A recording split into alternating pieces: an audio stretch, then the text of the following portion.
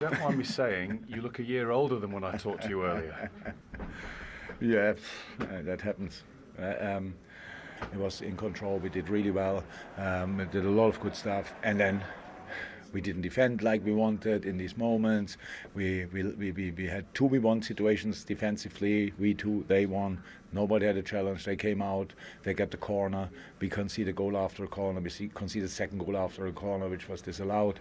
So that was a period where it was all over the place. But today we scored 4 worldies, and we're lucky in the end to win the game. So that's tells you pretty much everything. Really proud of them, definitely. The way we played, the way we matched the Liverpool, the way we showed the spirit against great goals every time, goals that normal they don't happen so often in a football match. And I really want to take the positives from the game. We are taking many, unfortunately not points that what the boys deserve, what we deserve as a team. But okay, in this way we are going to take in the future. Now I think you've scored twice today. The official literature says you haven't. You've only got 1. What are your thoughts on the free kick? I mean, technically I haven't scored 2, but you know, I'll claim it. You know, in my mind, without me hitting it, it doesn't go in. So, yeah, a big contribution in 2 goals, I would say. And yeah, it's something that's very rare for me. But hopefully I can keep adding and keep scoring goals for the team. Incredible match, so many twists and turns. How did you see it? I don't think I ever saw a game with this kind of the amount of beautiful goals. We scored incredible goals today, but because we are a bit dumb, we gave it nearly away. We have to say that as well, because when around the 3-2, we were not clear in our before they scored the 3rd goal, we were not clear enough. Okay, in the first half already, when we gave the goals away, it was just the defending was awful. And I mean, you can see that the last 5% make a difference. So situational left wing, it will be on the ball. We have 2 players there. We have one has to have a challenge, but none of them had. So he comes out, next ball, corner, goal. So these kind of things, that's football. Football is decided in details, and these situations obviously take momentum. So we were actually really good in the game. We played a lot of good stuff, but it was 2-2 and it was deserved at half-time. And they come out, we wanted to keep the nerves, but we had big chances, obviously, but didn't use them. And that keeps them alive, and then they were there, scored a wonderful 3-2, and I think in that moment, I can't really understand it. Everybody in a Fulham shirt thought, that's it, maybe.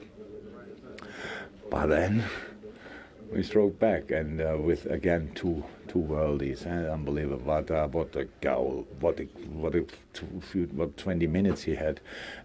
Trent with the next one, pretty exceptional. In these 10-15 minutes, these minutes are important if you wanna. If mentality has to grow, and mentality has to grow. It's not there overnight. So take that and go from there. How on earth do you sum up that game? Mental, to be honest. Game of ups and downs, massive ups and downs. Yeah, leading, then getting Klopp back twice, then obviously losing with 5 minutes to go. Get the equaliser and get the winner. It's an unbelievable game full of emotion. But just very, very happy to get the win and be able to get over the line. Talk me through what was going through your head and how much that winner meant to you.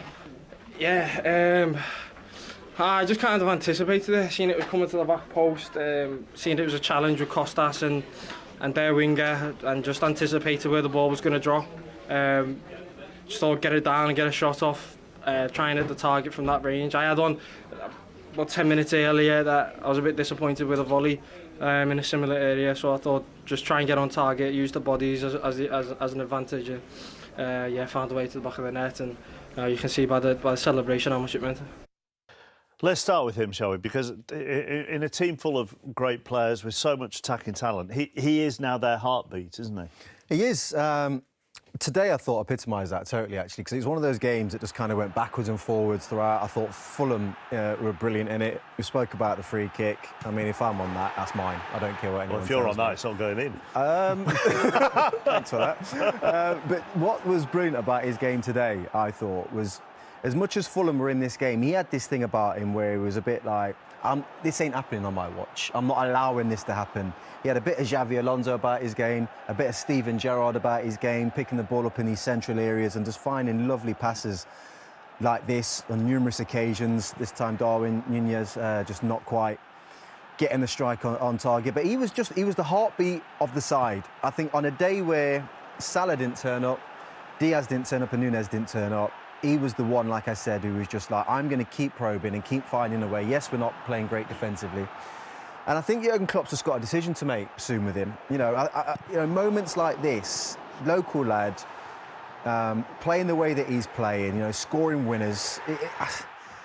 He needs to be in centre midfield. You'd move him there, would you? I just think it's time to get him in there. I totally understand the concept of him coming from a right-back position allows him to be free and maybe gives him the ability to kind of do what he wants to do from a free roll type position.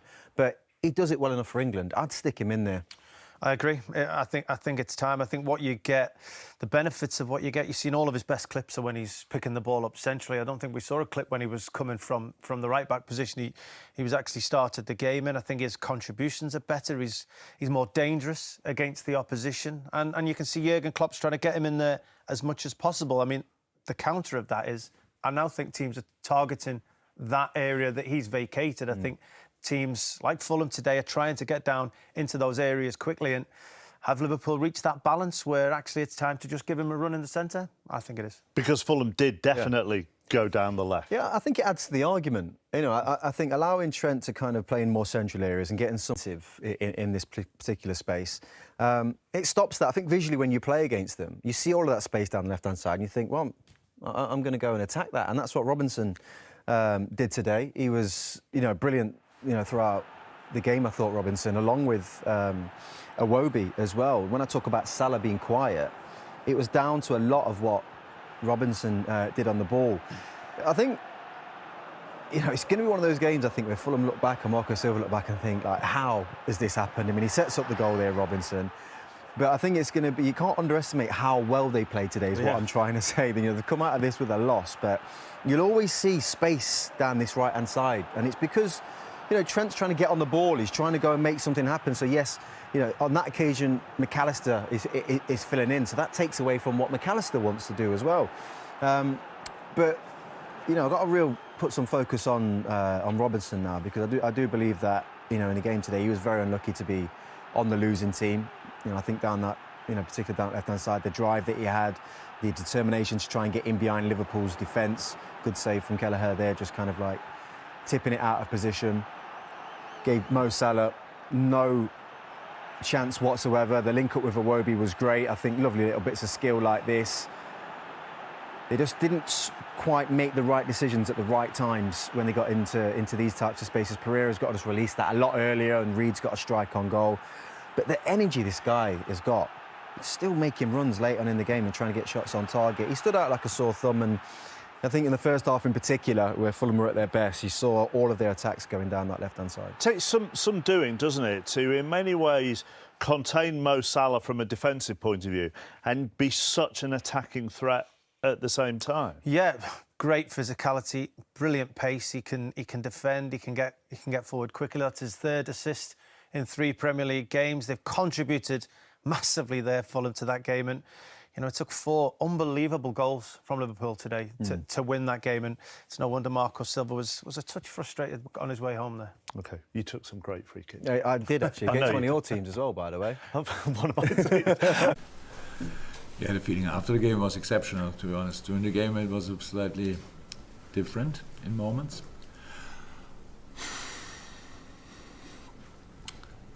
I told the boy after the game turned out as the game we saw because we had been dumped. We were really strong. We started really well. I liked it a lot. Scored a goal. And I don't actually know, I forgot that a little bit, timing-wise, when the long break, because Bernd Leno had to cut. How influential that was, I have to watch it back. But then we were, like, still playing, but the protection was not that good anymore. So we could have won the ball back high up the pitch, didn't. They passed in the center, they arrived there, they got a corner, they had the counter attack when they scored the first one, Harry. Then the second is the corner should never happen. You should defend the corner better, but in first place it should never happen. They get another corner in a similar situation, score again, and this time was disallowed. That's why I said the boys in half time. This result is deserved, and it shouldn't be like that. Coming out, and then obviously now Fulham is a different opponent because they realize now that's the way how it goes against them today. But we still had our moments. We had unlucky with Darwin on crossbar and other situations where we could have scored. And they scored a 3-2, and that was not deserved as well. We have to say that. So football is sometimes like this. They had not 20 chances, but they had enough and were pretty clinical. You concede the 3-2, and then obviously the period starts. That's now easy to say, and we will never find out. But of course, in the end, the outcome was perfect. But I liked as well the way we played. So we changed obviously system a couple of times, and that worked out. I have to say that's not always the case, but today it worked out, and then it ends up in a high intense, hectic period. We have a completely calm situation. Ball to Mo to Wata. And Wata fires in the far corner, completely free. That was before that not once the case. So, and 3-3, and then obviously everybody could see the boys wanted more. And because we were a bit lucky today, we got it. And yeah, outstanding experience, I would say. Everybody was here. I don't think anybody would have thought before the game, Liverpool, Fulham, that it will be a game you will never forget in your life. But welcome. Who was here today will never forget it in their life. Talk about the quality of the 4 goals.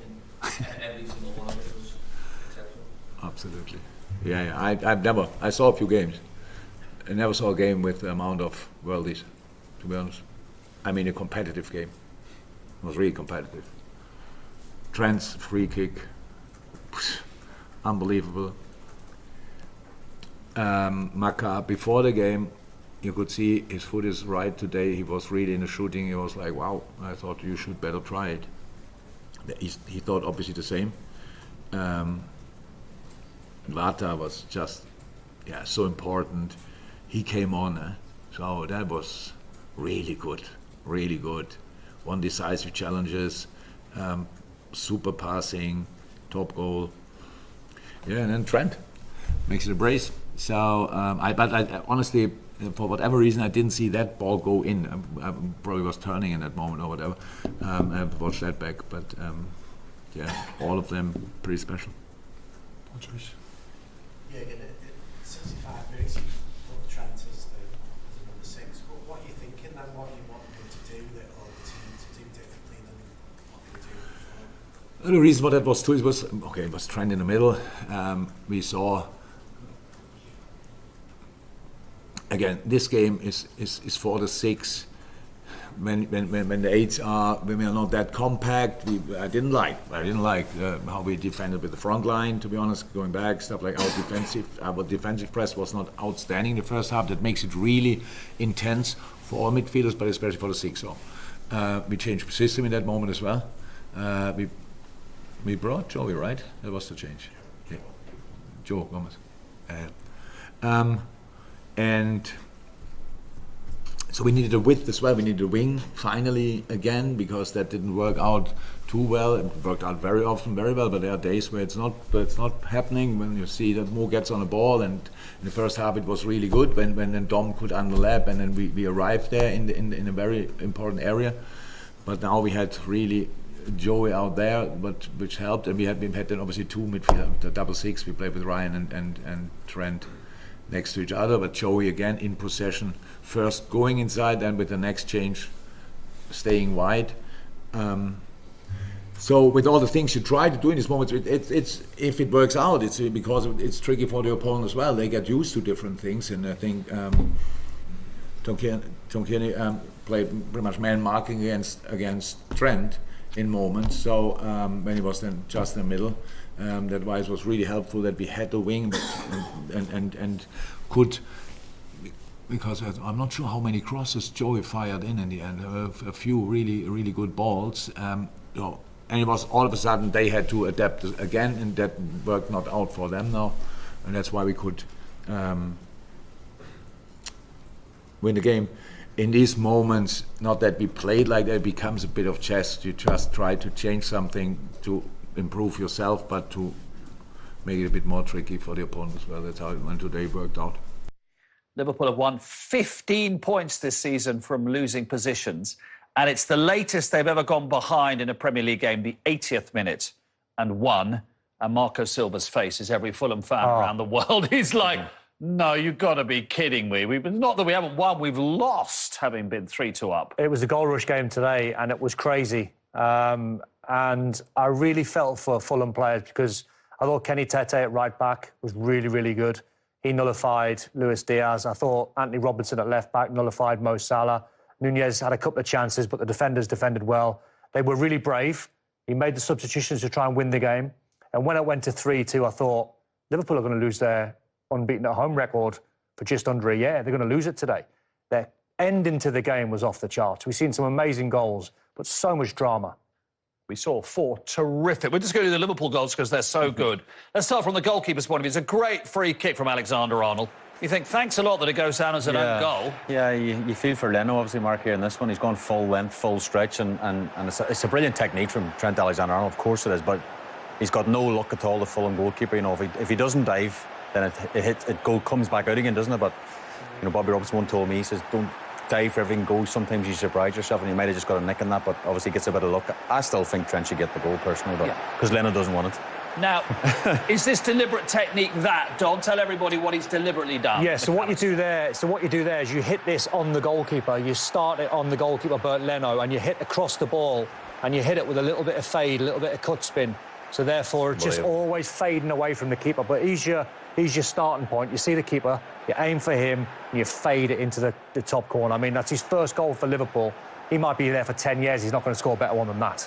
This is the first goal. Okay, so he brings on a defensive midfielder at 3-2 down. There's been a few grumbles today. Well, that's how crazy the game was. We were 3-2 down, and Jurgen Klopp's gone Gravenberg off, attacking play. Let's get a hold of midfield player on. Oh, hang on, it's 3-3. And now you think Liverpool will win it. And there's nothing that Leno can do about any of these. No, they're brilliant. You mentioned at the start, there are 4 unbelievable goals for Liverpool, and Leno's got no chance with any of them, Mark, let's be honest. And you know, Nunez as well, keeping us alive at the back post, and there's talk about a foul there, but if you want someone in the edge of the box arriving with the technique and the control that Trent Alexander gets in this, is absolutely brilliant finish, and you know, the celebrations, Anfield goes wild at the end here, but look, no panic, nice little touch, and whack. Can I say it's not his greatest touch? It's slightly behind him, isn't it? Look, there. Yeah. I'll tell you what he's trying to do. He's trying to knee it in front of him to then take the shot, but he knees it to the side. So therefore, at the very last second, instead of getting your hip over it and going for sort of laces, I think he hits it with his instep. So it's a controlled finish. With the McAllister goal and the Endo goal, as a goalkeeper, is there a split second when you're in mid-air like that, when you're going, it's going in? Do you know what I mean? You're giving it everything, but you know there's a moment. You think, I can't do anything about I think this. the McAllister one especially, there's absolutely zero chance that any goalkeeper in world football is going to save that. I mean, it just pops up as McAllister actually hits it, and Don's right, he comes across it. And it's one of the ones, as you say, Mark, you're going for it, but it's leaving you and leaving you and leaving you. You think you have it, but it's unstoppable. So that awful, it obviously happens in a split second, that awful sinking feeling. Yeah. I'm not getting anywhere near this. Not today. And from Not today. And from McAllister's point of view, the second it leaves your boot, you know you've scored. Yeah, brilliant goal. Or you think, I've got a real chance here. Yeah, because he's hit it true. And as I said, you started on the goalkeeper, and you just started on him with that technique. It's going to fade into the corner, just whether it fades too much or into the stanchion. So Trent Alexander-Arnold is still playing right back. I mean, he's listed as right back, but inverted and going into midfield a lot. And how much has that, when we see the best of him today, transformed what Liverpool are doing in an attacking sense? Well, he's just a special footballer, Mark, whether you play him at right back and he's inverted, or in the second half, last 20 minutes, he actually played as a conventional midfield player. It depends how you see it. If you're Fulham, you think, well, he's gone inverted, we can get some joy, because then we can drag Matip into difficult places. And that's what I think Fulham done well today. But when he's in these areas and there's no pressure on him, these passes for him are actually quite easy. That's like a Thiago pass. He's got that in his locker. You know, left foot, look, clip ball into Mo Salah, the weight's there. So when he sees the picture and when he's got time on the ball, you've got to find a way of stopping him, because he can pick these passes very easily. That's De Bruyne like. I mean, I think he's actually wasted Mark at right back. I really do. I think at some stage Liverpool will come out, it'd be a midfielder, and they'll buy a right back at the football club. Because this talent, I think at times, is actually wasted playing in a right back position. You know, De Bruyne plays them passes on a daily basis. You think, what a player De Bruyne is. Trent Alexander, he's got the exact same ability to find the right pass. Maybe we've reached that stage, actually. I think we're there. Well, it might be in the last half an hour today where Jurgen Klopp brings Joe Gomez on, a conventional right back, and pushes Trent into midfield, and it might be one of them light bulb moments where you think, hang on, that might be the solution. Yeah. Absolutely. We can indeed. But let's take you back to the 80th minute when Bobby De Cordova-Reid headed Fulham in front. It was looking worrying at this stage, Michael. Cool. Can't remember that far back. There's been that much happened in the meantime. Yeah, it was an incredible game. This was actually a brilliant goal. One of the picks of the day, actually. I thought it was a great team goal. Kenny with a lovely late run, and the dink to the back post, Owen, was the first touch as well. That first touch and the dink, and he just gets up early, doesn't he, Reid, at the back post? Tsimikas has to judge that and just jump early himself, just to put the attacker off. But beautiful team. They played some great football, Fulham. You know, really ambitious. That's a team that's really struggled to score goals this season. You would have never known it watching that, but De Cordova-Reid does brilliant at the back post. Just gets up early, and Mo's right. It was a fantastic goal. Endo comes on, gets his first goal for Liverpool, and suddenly it's game on again, Glenn. Well, we saw McAllister's goal early in the first half, and this is just as good in many ways. Ball's rolling back to him, set up, and they're under pressure. The reason that's a good goal, because the crowd, everyone's baying for a goal, the equaliser. They're 3-2 down. That's the pressure of that skill, and he's executed it fabulously well. Look how he just it's like a little stab at the ball. Watch this. As it's rolled back, nicely rolled back as well from Salah. He hasn't hit it too hard. He's as I call sunny side up, and hit that first time, and he's just stabbed at it beautifully. And that really stirred the emotions. 1 minute, 19 seconds later, the roof came off. Well, as soon as Liverpool scored one, you're just expecting it, weren't you? Maybe goalkeeper Leno could have tipped that round the post, but I mean, he makes a good save. And actually, Trent Alexander-Arnold's touch was pretty average his first one. It didn't take him where he wanted it to take him, but he dug it out. I mean, it was an incredible strike, and right into the corner, cop end, and the place went mad. Nunez does brilliant there. You know, just a gamble this could come to him. Just set. Second balls can win you games. That one from Nunez is brilliant. And Trent, he's not going to miss from there. He's such a good finisher, and it's brilliant for his second goal of the night. Well, it isn't, Owen. The panel have decided, unfortunately, the first one was an own goal. But he'll take the match-winning goal, that is for sure. And all 3 points for Liverpool, 100% home record this season intact. We mentioned it was a big day for Chelsea. It's that incredible first 45 minutes from the Premier League, right at Anfield. What? Well, I don't know where to start. We'll start with Trent Alexander's goal, or is it his goal? It's a super strike, first of all. It's an unbelievable strike, and you have to feel sorry for him if he gets this taken. It should be taken off him, Steve. Sadly, the ball has hit the bar. The goals accreditation panel are still deciding. What is it for you? It's an own goal. I mean, sadly, I feel really sorry, because the ball has hit the bar and it's coming back out. It's hit the goalkeeper on the back and it's gone in. How many times have we seen that? That's the always goal. Been an own goal. It's Trent's goal. It can't be Trent's goal. I know it can't, but I don't like the panel that even debates it. Staff, give it to Trent. He's the one with the skill. I would love to give it to Trent, but the ball wouldn't have gone over the line without hitting the keeper. I know. Right, what happened here, Glenn? Well, this sums up Liverpool at the moment when they put Trent in midfield at times. They get caught on the counter. Look where Matip is out as a right back. Trent is the right side centre back, not got across like a natural, and you've got Van Dijk even in the left back position. Tsimikas is inside of Van Dijk. Van Dijk gets back on the back post for some reason. That is what happens if you're going to put the full-back into midfield, and then suddenly that back four becomes so lopsided, people don't do their jobs. Now then, as techniques go, Owen, for a first goal for your new club, what about this from Alexis Arnold, this is what you dream of. To hit a ball like that, when it just drops to you, sometimes it's just divine intervention, just drops and you just think, right, absolute bang. Technically, that is perfect. And with a little bit of fade on it, I mean, that's why you play. Exactly that. What a brilliant goal from a fabulous player. Cuts across it, doesn't he? Beautifully. Just over 27 yards out for his first Liverpool goal. That put them back 2-1. But then what happened, Michael? Well, yeah, a little bit of VAR needed here, a little bit of help from the assistant. I must admit, I thought the goalkeeper could do better here. I don't know why he almost starts... Watch this now. You can quite clearly see onside, but the goalkeeper's just almost starts darting off his line for some reason. And that kills his time. If he stays on his line, he gets much more time to actually save that, maybe with his feet. All of a sudden, he can't react in time. Liverpool defensively concerning again, then. Yeah, absolutely. And as Glenn said, you know, you had two centre-halves as full-backs for 1 minute. The two full-backs as centre-halves. It's all a bit of a mishmash, but a great game to watch for the neutral. It certainly is, yeah. It's the first time Fulham, incidentally, have scored 2 goals at Anfield in the Premier League era. Lashing down here at Anfield. I'm Derek Ray, and with me here on the commentary position is Lee Dixon. And we've got Premier League action coming right up. It is Liverpool, and they take on Fulham. Well, thank you, Derek. The excitement at the start of any game is almost tangible. Looking forward to this one. The crowd are up for it. The players look like they're going to have a really good opportunity to take the lead. And a goal! 1-0, and what a fast start they've made to this game. Well, here's the goal again, and it's a great ball to put him through. And then through on goal, you never really had any doubt he was going to slot that away. Good finish.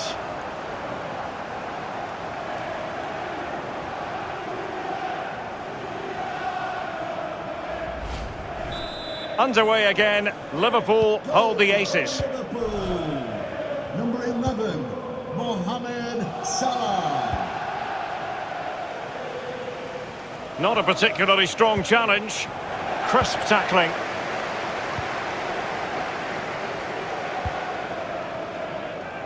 Mane. Arnold. That is a very fine challenge in difficult circumstances. Lookman.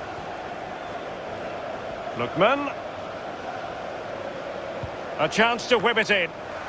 Liverpool have the ball once more.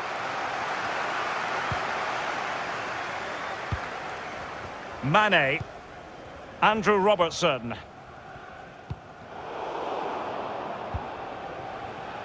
Sadio Mane now. Salah. Well, he read that brilliantly at the back. Up.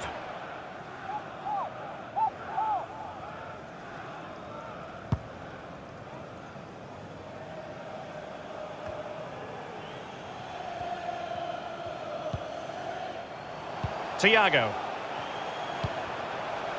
And Liverpool might be able to cash in.